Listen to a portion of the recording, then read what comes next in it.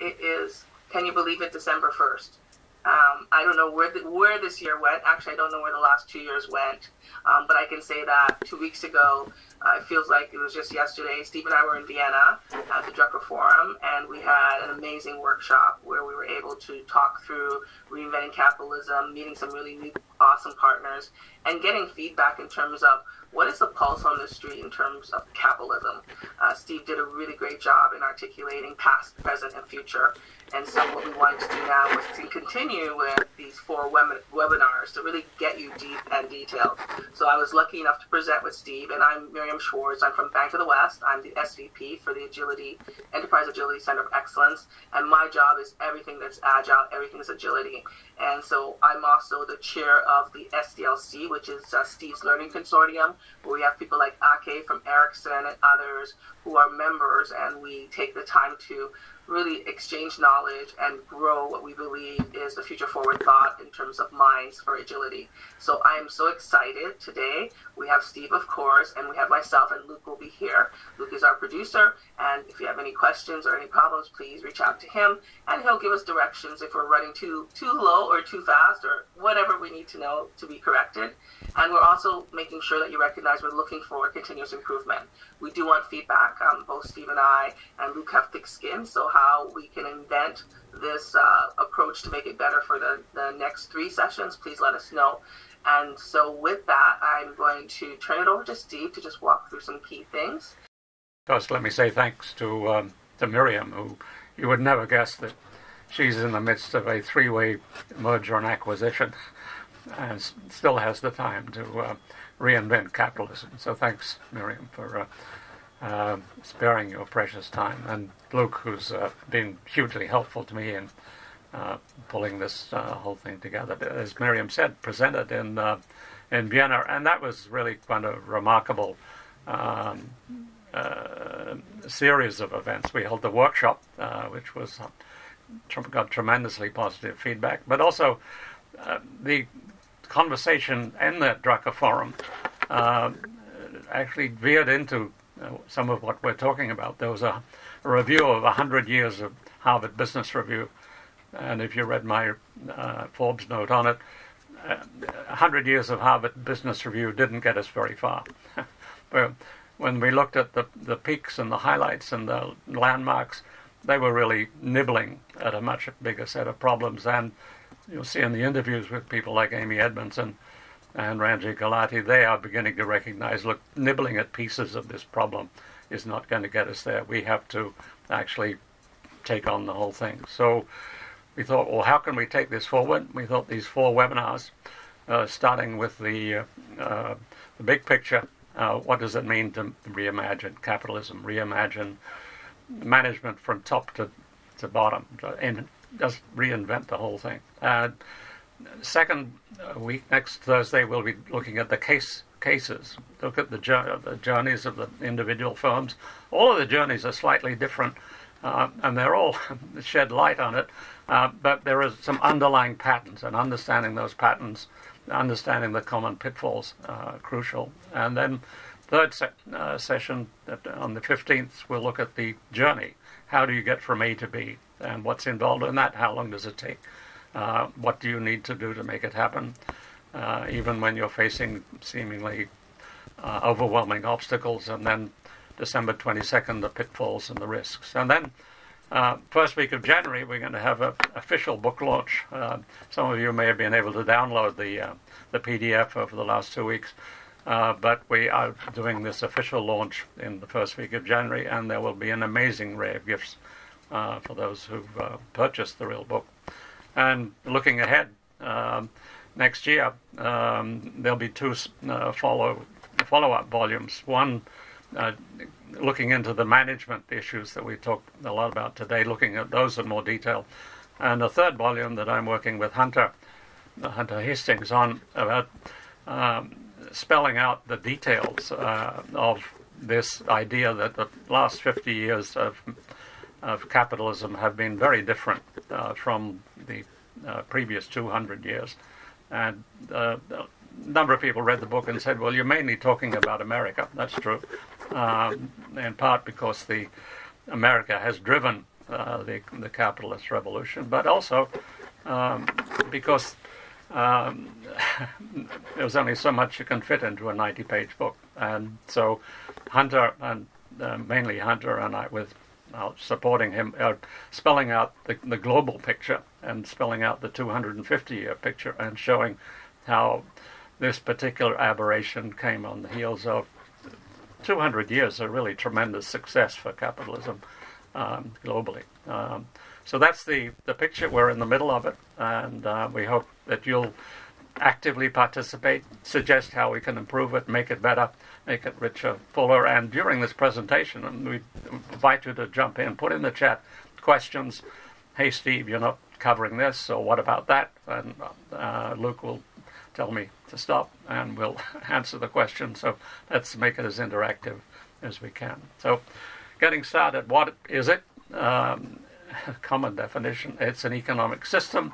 It's based on private ownership, and it's aimed at producing profit. It's that is a common now, really agreed definition of what capitalism is. It's quite different from where the means of production are public ownership, and it's been hugely successful, exponentially successful. This chart actually understates it because it's logarithmic. When you look at the actual numbers, I mean, the improvement is just staggering. And so it's in incomes, it's in poverty reduction, it's health, education, living standards. Everything has gotten amazingly better. Couldn't imagine 200 years ago we'd be where we are today. But we are in crisis. The crisis is one of the largely inequality of stagnating worker pay, productivity declines, worker disengagement, and really grotesque pay for executives. And there are many other facets, but those are the central ones. And to deal with that, action is needed from both governments and businesses. And the book covers some of the things that governments will need to do.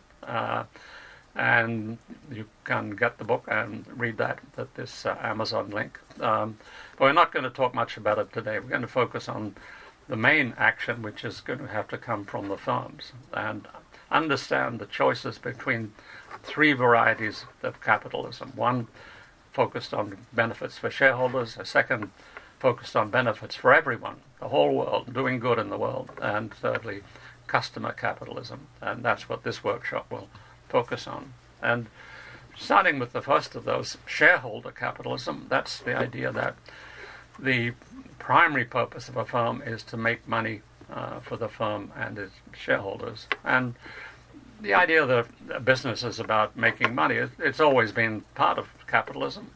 It's part of the definition of capitalism. But in the first 200 years, really, it was one of the things that mattered. In the last 50 years, it's started to become the only thing that matters. Making money is all that matters. And a couple of economists led the charge to make that profits the only goal of the firm.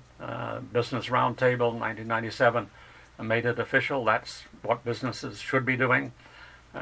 2019, they seem to renounce it. There's tremendous political backlash.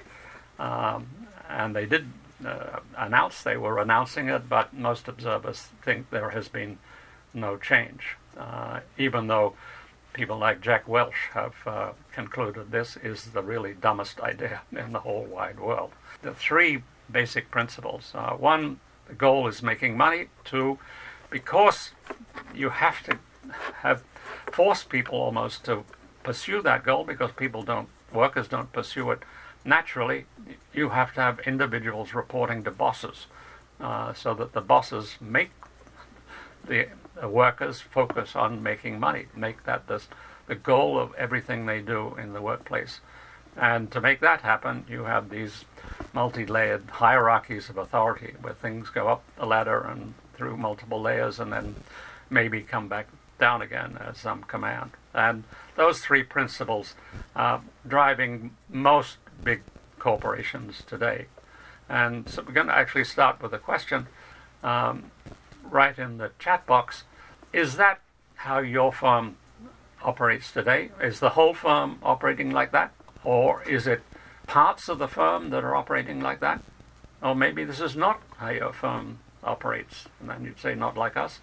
Or maybe you don't work in a firm. Maybe you work in a university. Maybe you just don't know. So write in the chat which of these 5 answers fits your thing. And later, but maybe Luke can have a glance and give us a reading later on as to who thinks what in the group. These principles, these 3 driving principles, are supported by processes which each have a set of steps that people in the organization take, and people know what they are, and they become understood and become habits, even unconscious habits in the organization, and they fit together as a system. So leadership is transactional. It's about making outputs, not outcomes. And strategy is not about creating new businesses or new products, but rather improving the existing business. And sales and marketing, it's about making sales targets, not about helping the customer. And the budget is the battle of the silos. It's not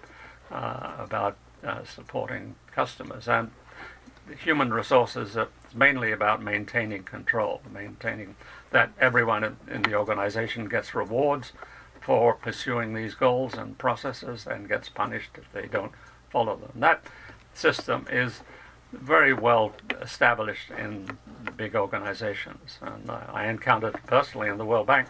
It was a bit of a shock when I first came across it, but it was certainly very strong.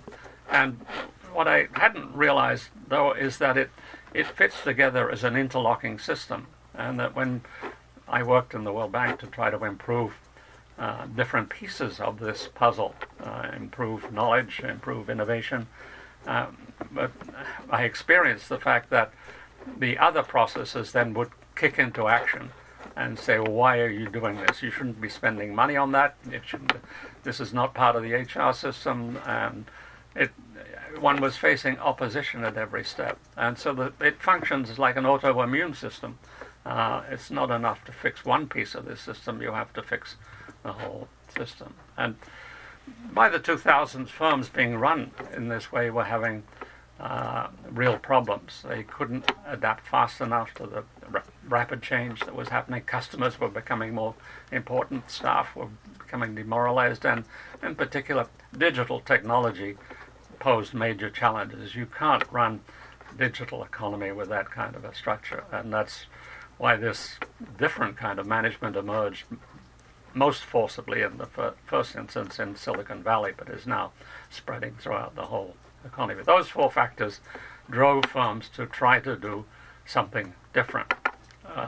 One option is the one I mentioned earlier, stakeholder capitalism, the idea that you have a different goal, not just benefiting the shareholders, you benefit everyone, all the stakeholders, the customers, the employees, the public sector, the environment. You pursue all those objectives. You're helping everyone for everything. And in fact, that got a lot of political support. The Business Roundtable, World Economic Forum endorsed it. There's 4 basic problems. If everything's a priority, then nothing is a priority. It was tried in the 20th century, and it just didn't work. It gave no guidance on what to do. And it's like the Holy Grail. It's just as futile. You never find the Holy Grail. And it's politically brilliant. I'm for all the stakeholders who can complain, but as a manager, it's a non-starter of an idea. And we can talk about that. I know some people in Vienna thought we should talk about it more, and I'm happy to do that. But I really think it's a non-starter. If you read the book, it goes into a lot more detail about how that's the case. And then, kaboom! A fundamentally different way of running a company appeared on the horizon. And it began very quietly with a one sentence in a book by Peter Drucker in 1954. There's only one valid purpose of a corporation: to create a customer.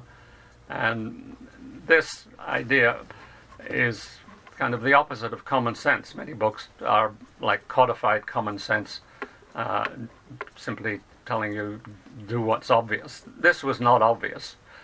Most people assume the purpose of a firm is to make money, and this was saying the opposite. No, that's wrong. The purpose of a firm is to create a customer. And like people with brilliant insights like Einstein or Copernicus, no one paid any attention to this crazy idea. By the 2000s, with all of those problems emerging, people started to become quite desperate to find a different way. So particularly in Silicon Valley and Seattle, you started to have agile practices emerging with accepting the idea that the goal is to satisfy the customer. And by 2011, it was apparent that this way of running things, software is eating the world. And by 2015, these software firms had become the most valuable and fastest growing firms, not just on the planet, but in history. We had never seen firms grow as fast and as valuable as that. And most firms today have seen that, and most firms are attempting to take advantage of digital technology, but most are failing. And we'll look into briefly why that's so.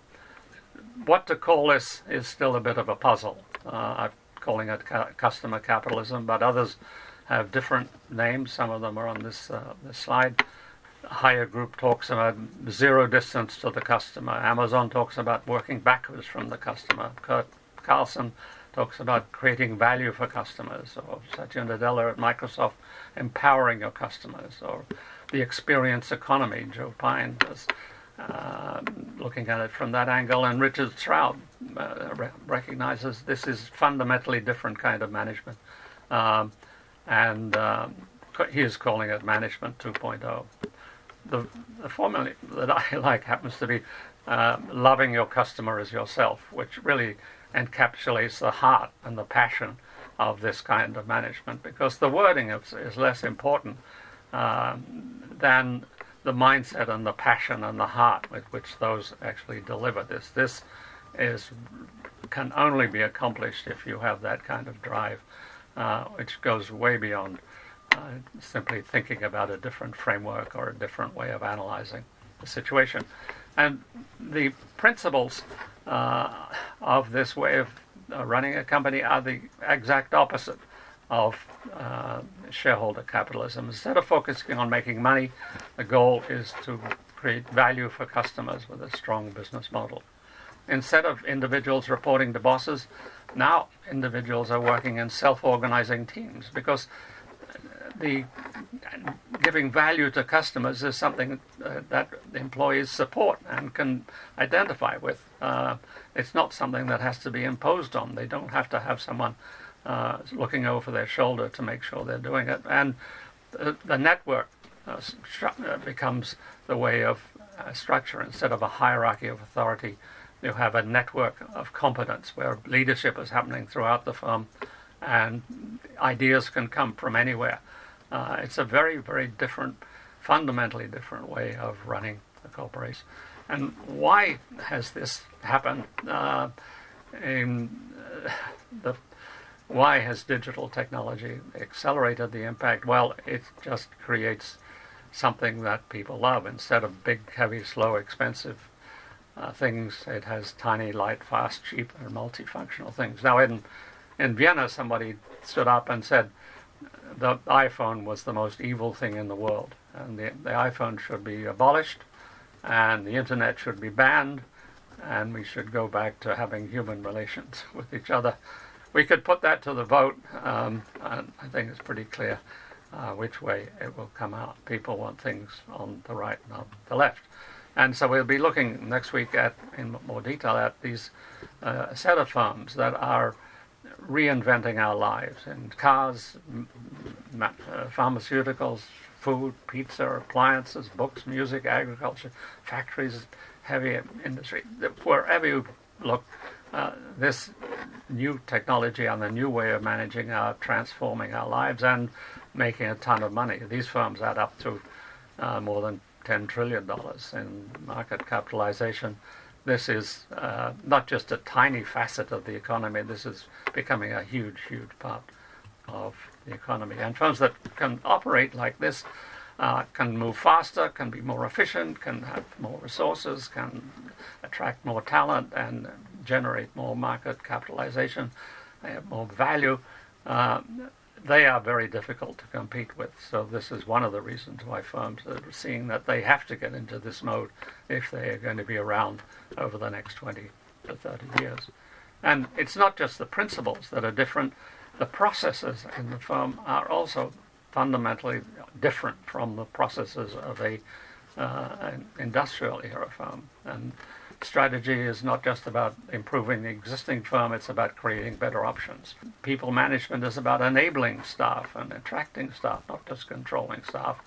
And IT is about creating value for customers. These processes, again, fit together like an interactive system, hopefully an autoimmune system that enables the firm to resist sliding back into the old way of doing things.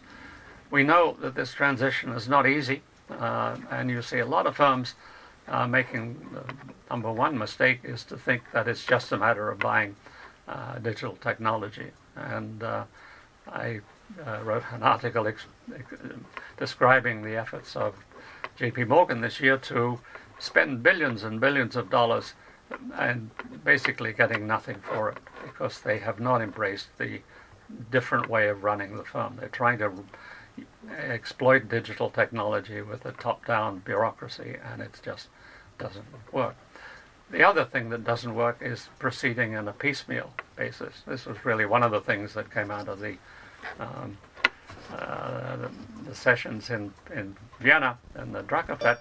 It became apparent that simply solving the IT problem or solving the budget problem or solving HR, those changes might appear sensible and they appear logical, but when you look back and see, did they actually work? How many firms have actually embraced them? You find over the 100 years that very little has changed. And so we really need to take a more comprehensive, not a piecemeal approach, but a comprehensive approach to making this work. And they are two coherent systems, but they are fundamentally different. And so that is the challenge, is how do you take an organization? You might have 20,000 people who've been operating in the left-hand mode and have come to assume that's the way everything happens in the firm. How do you persuade them and encourage them and motivate them to start operating like the blue chart on the right-hand side? And there are some sectors where the left-hand side might make sense. In commodities, it may make sense, but anything that involves customers in a non-standardized product, it's the right-hand side is going to be a much more effective way of creating value for customers, because it's about continuous innovation, not bureaucracy. It's about value creation, not value extraction. It's about taking us into the future, not the past. And it's very human, not inhuman as bureaucracy is, and it's reimagining management instead of being about yesterday's news. And it's redefining performance, continuing this aberration of capitalism that we've been living through. And so we will be talking about how to get from A to B and be looking at these stories.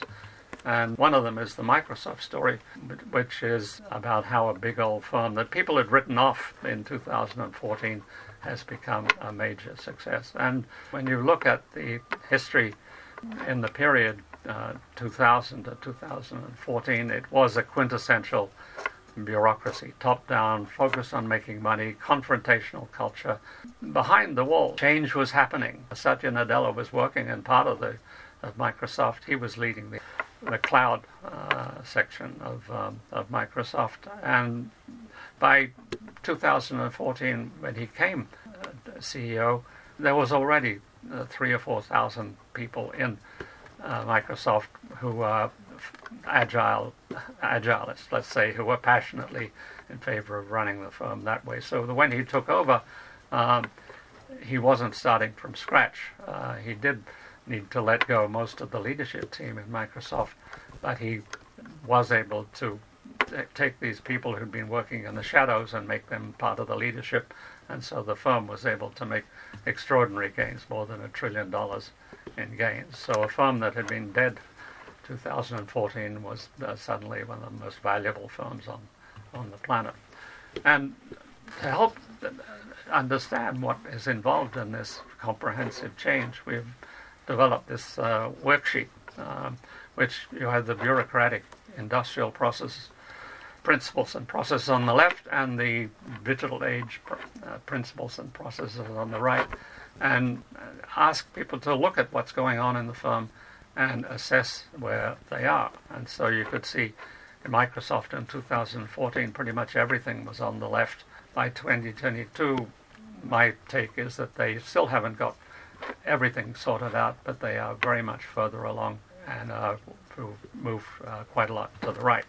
And this diagnostic tool, which we'll be talking about in the third webinar quite a bit, is something to use for your team or your unit, for your firm.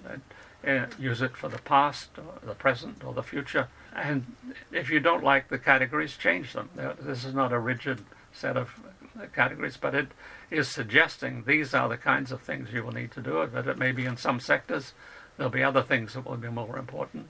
And use it to get different viewpoints. We'll see in the sessions, different people have different viewpoints within the firm. Miriam has actually been one of the leaders in experimenting with it at Bank of the West, and she'll tell us just briefly how it played out there. Miriam?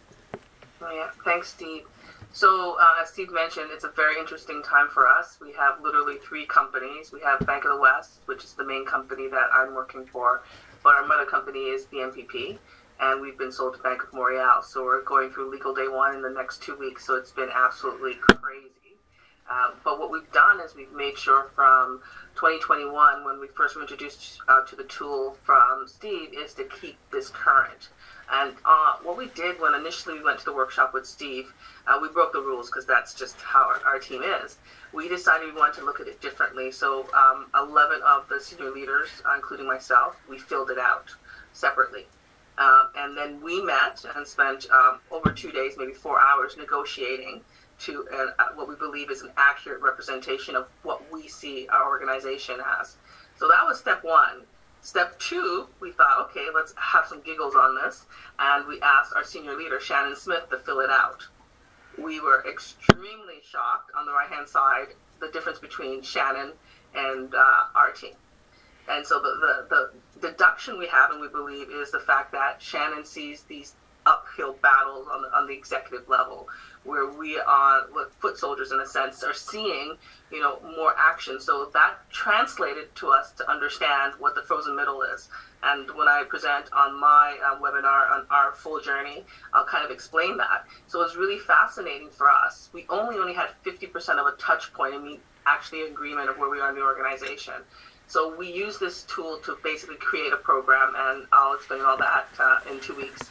But the thing is about this is that you can tailor it. I love it. We kept with the first 20 because we really felt that we needed that because of all the changes happening. But this helped us baseline, and it actually helped us focus on one thing, which is customer. And so we turned that into a whole brand called being customer obsessed. So for us, Reinventing Capitalism is about being customer obsessed, and that takes in a whole new dynamic. And so I'm looking forward to sharing our journey with you and getting feedback. Okay, that's it.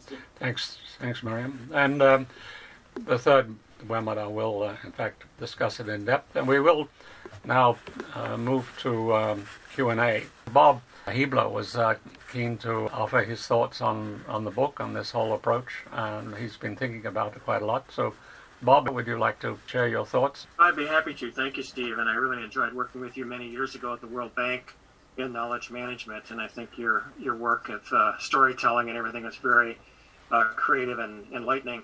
I had just had a couple of observations, and I've enjoyed this discussion as you've gone over a number of things that are in the book. But I really liked the book, and I was trying to think about why I liked it, is because it really conforms to my own points of view about customer-centric models. And what I really liked about a book is the central thesis that you talked about to me, loving your customers as yourself. That, as you say, the mindset, passion, and heart, and having empathy with your customer, and the concept of actually being a customer of your own product or service. That, I think, is at the heart of it. And I love the comments about, you talked about digital winners. They shower the benefits on customers and users. I like that concept a lot.